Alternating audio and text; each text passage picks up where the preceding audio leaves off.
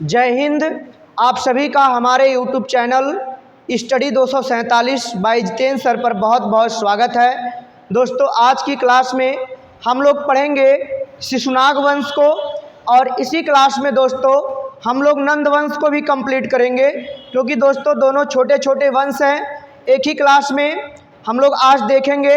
तो चलिए दोस्तों, हम लोग देखते हैं पहले शिशुनाग वंश को, उसके बाद नंद वंश को देखेंगे।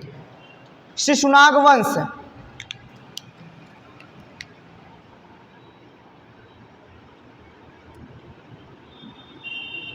शिशुनाग वंश। शिशुनाग वंश की स्थापना दोस्तों शिशुनाग के द्वारा ही किया गया था। शिशुनाग वंश की स्थापना शिशुनाग वंश की स्थापना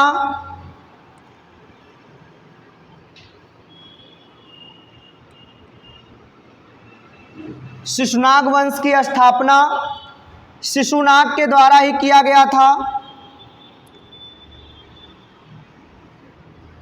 शिशुनाग के द्वारा ही किया गया था। दोस्तों, शिशुनाग हर्यक वंश के राजा नागदशक का सेनापति था। हर्यक वंश के राजा नागदशक का सेनापति था।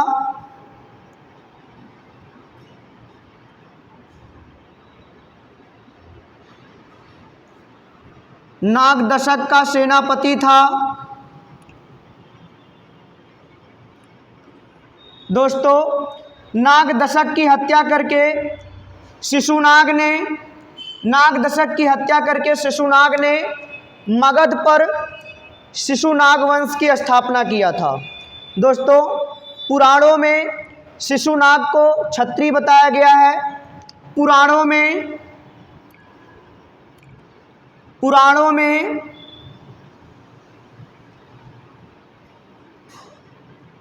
शिशुनाग को क्षत्रिय बताया गया है।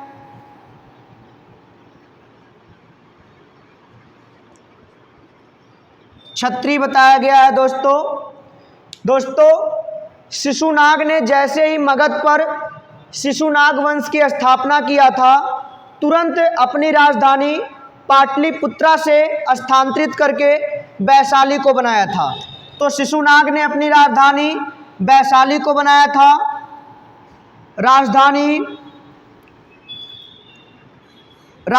वैशाली को बनाया था।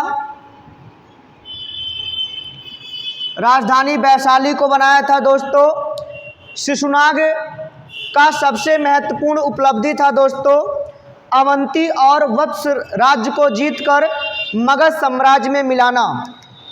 शिशुनाग का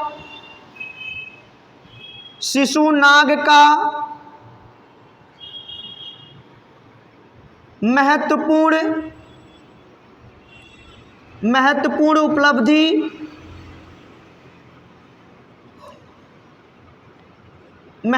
उपलब्धि था दोस्तों अवंती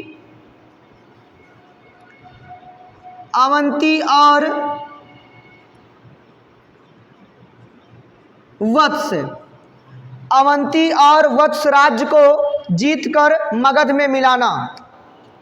वत्स राज्य को जीतकर मगध में मिलाना।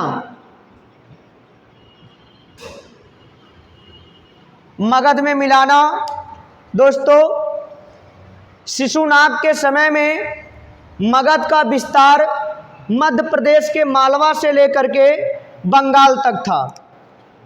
शिशुनाग के समय में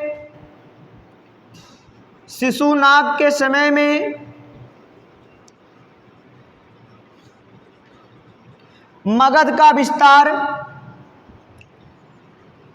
का विस्तार मध्य प्रदेश के मालवा से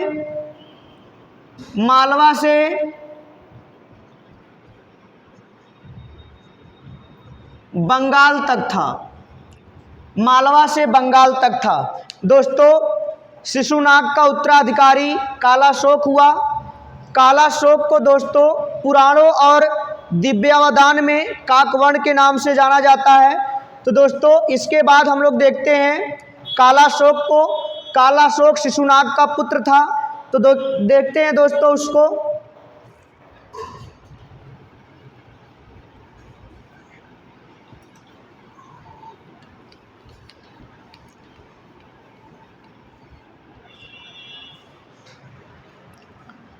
कालाशोक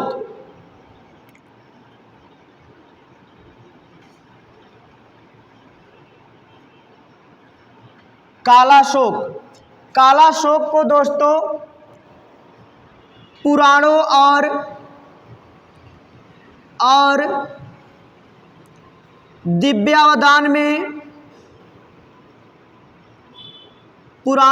दिव्यावदान में काकवर्ण कहा गया है। काकवर्ण कहा गया है। दोस्तों कालाशोक ने वैशाली से राजधानी को पुनः पाटलिपुत्रा ले गया था। कालाशोक ने वैशाली से राजधानी पुनः पाटलिपुत्रा ले गया था। पुनः राजधानी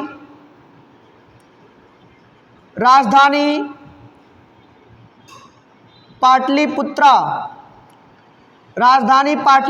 ले गया था दोस्तों। लेकिन दोस्तों राजधानी ले जाने से पहले अपने शासनकाल के 10वें वर्ष अपने शासनकाल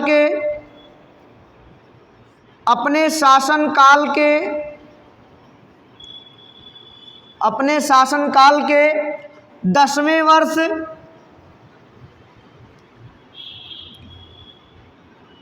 383 ईसा पूर्व में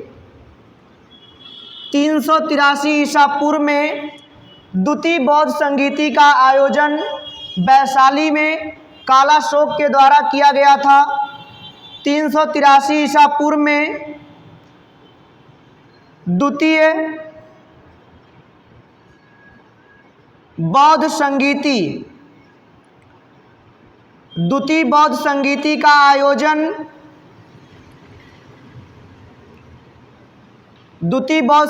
का आयोजन वैशाली में कालाशोक के द्वारा किया गया था दोस्तों। उसके बाद कालाशोक का पुत्र नंदीवर्धन हुआ दोस्तों, जो शिशुनाग वंश का अंतिम शासक था। नंदीवर्धन की हत्या धोखे से एक व्यक्ति के द्वारा कर दिया गया था दोस्तों, जिसका नाम है महापद्म नंद। तो इस वंश का अंतिम शासक इस वंश का अंतिम शासक नंदीवर्धन था।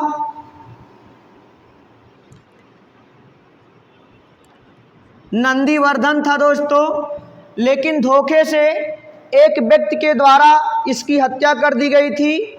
उस व्यक्ति का नाम है दोस्तों महापद्म नंद।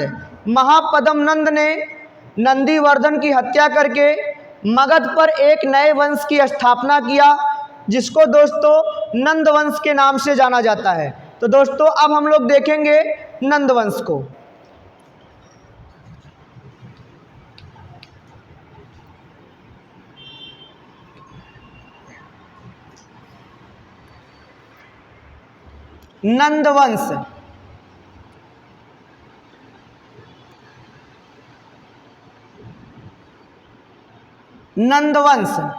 नंद वंश की स्थापना दोस्तों महापद्म नंद के द्वारा किया गया था।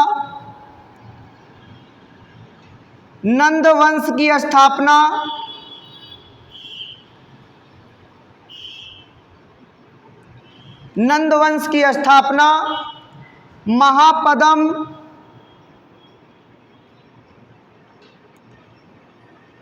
महापद्म नंद के द्वारा किया गया था दोस्तों। महापद्म नंद को पुराणों में शूद्र बताया गया है।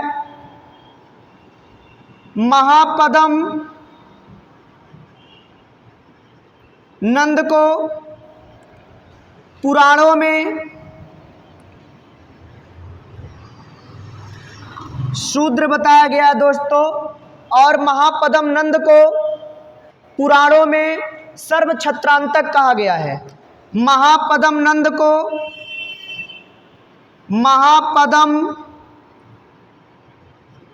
को पुराणों में सर्व छत्रांतक कहा गया है। सर्व छत्रांतक कहा गया है दोस्तों। सर्व छत्रांतक का मतलब होता है क्षत्रियों का नाश करने वाला। सर्व छत्रांतक का मतलब होता है दोस्तों क्षत्रियों का नाश करने वाला। क्षत्रियों का नाश करने वाला। दोस्तों पुराणों में ही महापद्म नंद को भार्गव कहा गया है। पुराणों में ही महापद्म नंद को भार्गव कहा गया है। भार्गव का मतलब होता है दोस्तों परशुराम का दूसरा अवतार। परशुराम का दूसरा अवतार। पुराणों में दोस्तों महापद्म नंद को सर्व छत्रांतक कहा गया है, क्षत्रियों का नाश करने वाला। और पुराणों में ही दोस्तों महापद्म नंद को भार्गव कहा गया है। भार्गव का मतलब होता है दोस्तों परशुराम का दूसरा अवतार। दोस्तों महापद्म नंद ने कलिंग पर आक्रमण किया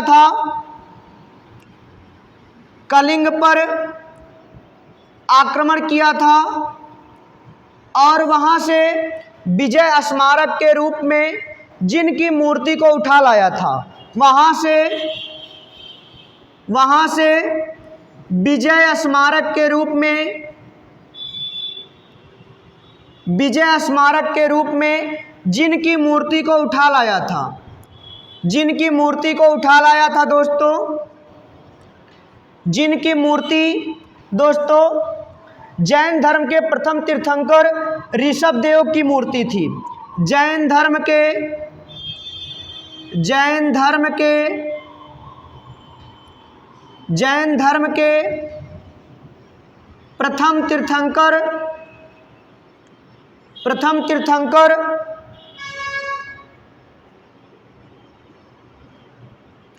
प्रथम तीर्थंकर ऋषभदेव की मूर्ति थी।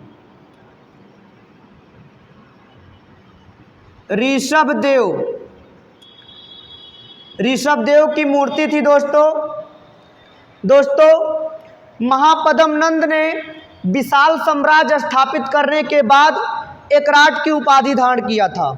महापद्म नंद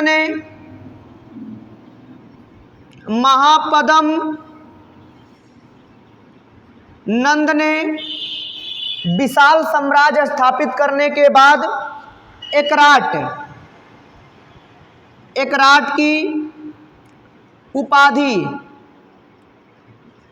की उपाधि धारण किया था दोस्तों। इसको आप लोग याद रखिएगा। महापद्म नंद के कुल 8 पुत्र थे। जो 8वां पुत्र था दोस्तों उसका नाम है घनानंद। तो 8 पुत्र थे और एक महापद्म नंद, दोनों को पुत्रों और पिता को मिला करके दोस्तों 9 नंद हुए। इसीलिए इस वंश को 9 नंद के नाम से भी जाना जाता है दोस्तों। उसके बाद इसका जो उत्तराधिकारी बनता है उसका नाम होता है घनानंद। तो दोस्तों अब हम लोग घनानंद को देखते हैं।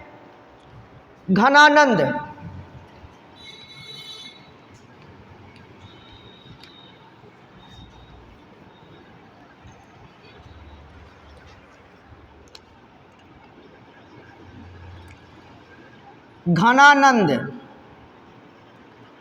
दोस्तों जब मगध का राजा घनानंद था, जब मगध का राजा घनानंद था, तब दोस्तों पश्चिम उत्तर भारत में सिकंदर का आक्रमण हुआ था। 326 ईसा पूर्व में 326 ईसा पूर्व में पश्चिम उत्तर भारत में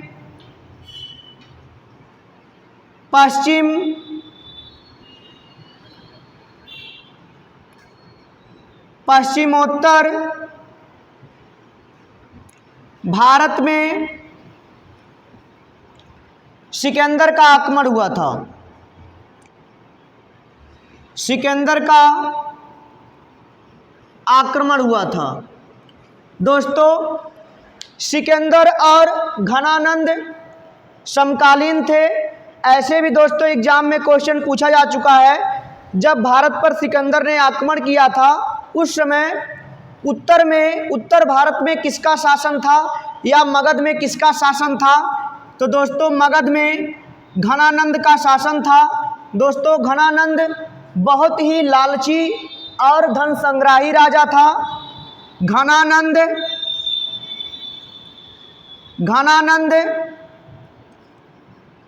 बहुत ही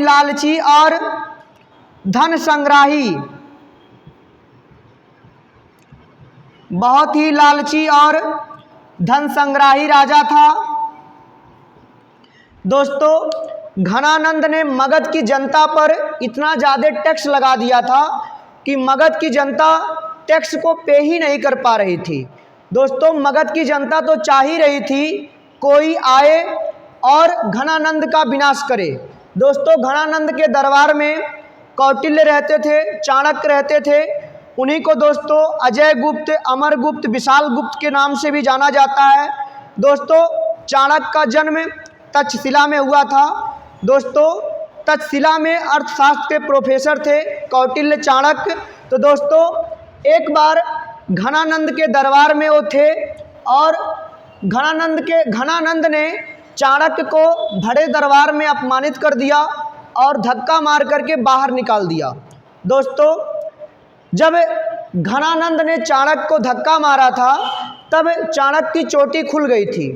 तो दोस्तों चाणक्य ने कसम खा लिया जब तक हम नंद वंश का विनाश नहीं कर देंगे तब तक अपनी चोटी को नहीं बांधेंगे। उसके बाद दोस्तों तक्षशिला विश्वविद्यालय में प्रोफेसर थे अर्थशास्त्र के। एक बार अपनी कुटिया की तरफ लौट रहे थे, तभी दोस्तों विंध्याचल पर्वत की पहाड़ी पर कुछ बच्चे राजकिलम नामक खेल खेल रहे थे और वहाँ पर चाणक्य बैठ करके उन बच्चों को देख रहे थे। उन बच्चों में से एक बच्चा बहुत ही प्रतिभाशाली था।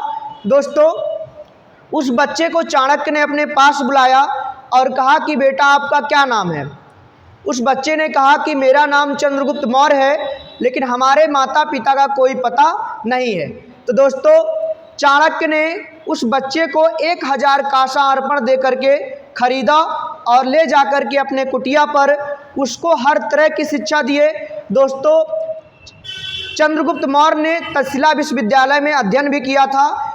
हर तरह की शिक्षा देने के बाद दोस्तों चाणक्य ने जब अपनी बात बताया तो दोस्तों चंद्रगुप्त मौर्य बहुत उतावला था युद्ध लड़ने के लिए। एक बार मगध पर आक्रमण किया, चंद्रगुप्त मौर्य हार जाता है। उसके बाद दोस्तों दोबारा जब आक्रमण करता है चंद्रगुप्त मौर्य, तो दोस्तों मगध की जनता तो चाह ही रही थी कि कोई आए और घनानंद का विनाश करे। तो दोस्तों 322 ईसा पूर्व में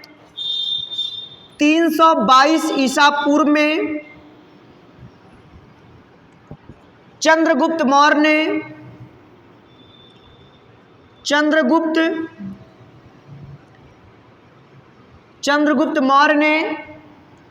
चाणक्य की सहायता से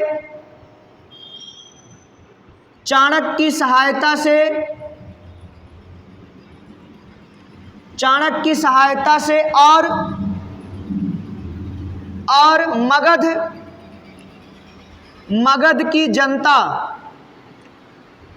मगध की जनता के सहायता से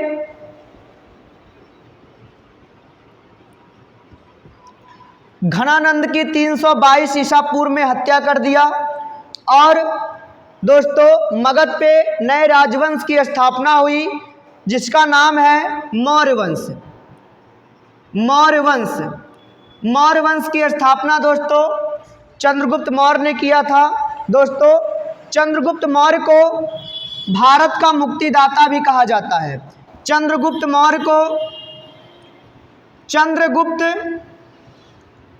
मौर्य को भारत का मुक्तिदाता, भारत का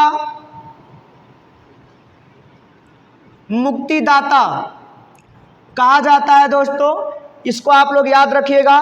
उसके बाद दोस्तों जो अगला वंश आया मगध पर उसका नाम है मौर्य वंश, और मौर्य वंश की स्थापना कौन किया था? चंद्रगुप्त मौर्य। तो ठीक दोस्तों, आज के लिए इतना ही। अगर वीडियो पसंद आए तो लाइक करिए, शेयर करिए और सब्सक्राइब करिए। Thank you.